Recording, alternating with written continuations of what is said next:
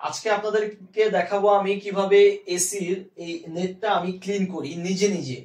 অনেক সময় এসিতে শব্দ দেয়, যেমন আমি লাস্ট 2 দিন যাবত দেখছি যে আমার এসিতে অনেক শব্দ হচ্ছে, যা ঝড় তুফানের মতো শব্দ হচ্ছে। তো আমার মনে ডাউট হলো এটা হয়তো বা নেটটা অনেকটাই অপরিষ্কার হয়ে গিয়েছে, অনেক ধুলা টেনেছে।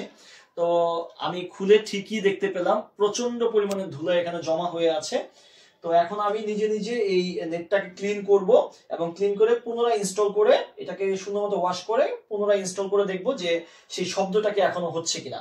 যদি আবারও শব্দ হয় তাহলে আমাকে অবশ্যই টেকনিশিয়ানের সহযোগিতা নিতে হবে। তো আমি এখন এটাকে কিভাবে ক্লিন করি সেটা আপনাদেরকে দেখাবো।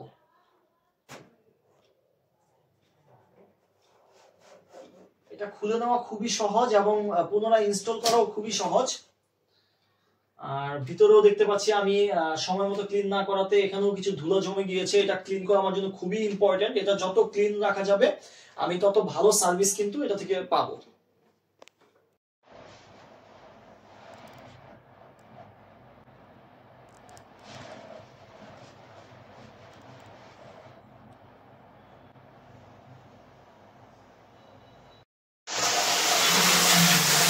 এভাবে আমি আমার এসির যে নেটটা আছে সেই নেটটাকে পরিষ্কার করে দিচ্ছি। আশা করছি আমার এই যে সাউন্ডটা ছিল সেই সাউন্ডটা বন্ধ হয়ে যাবে।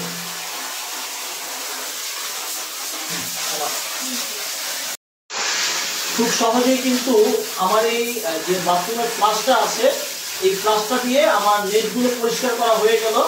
এখন আমি খুব সহজেই আবারও ইনস্টল করে ফেলবো এবং দেখবো পুনরায় আমার এসিতে সেই সাউন্ডটা আছে কি নেই।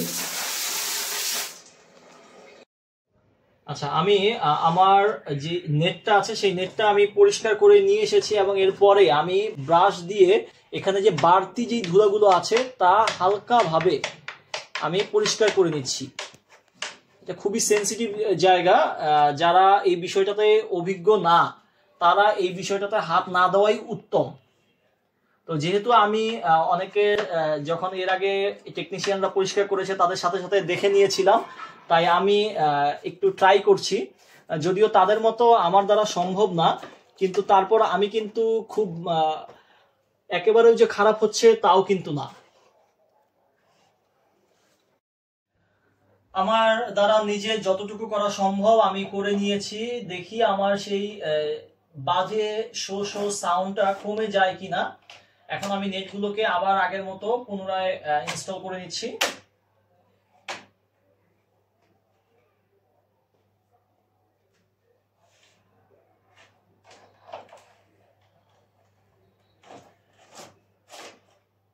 আমার নেটগুলো ইনস্টল করা হয়ে গেল এবং আমি এখন উপরে যেই ঢাকনাটা আছে সেই ঢাকনাটাকে লক করে দিব।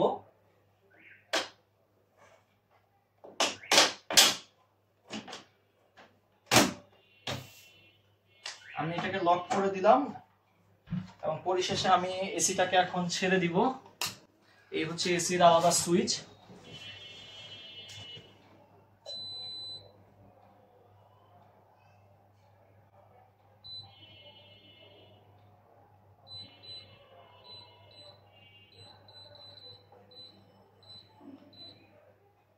আমি ফ্যানটাকে হাই মুডে করে দিলাম। 2-1 মিনিটের মধ্যেই আমি দেখতে পাবো সেই শব্দটা আর আছে কি নেই।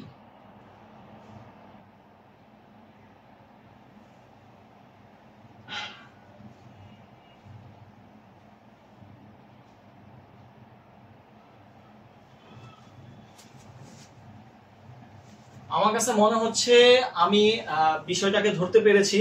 যেহেতু আমার নেটে প্রচুর পরিমাণে ধুলা জমে গিয়েছিল, যার ফলে আমার এসিতে এই শব্দটা হয়েছিল। তো অ্যাকচুয়ালি বিষয়টাকে ধরতে পেরেছি এবং আমি নিজে এটাকে এখন ক্লিন করে অন্ততপক্ষে আমি চলার মতো পর্যায়ে নিয়ে আসতে পেরেছি।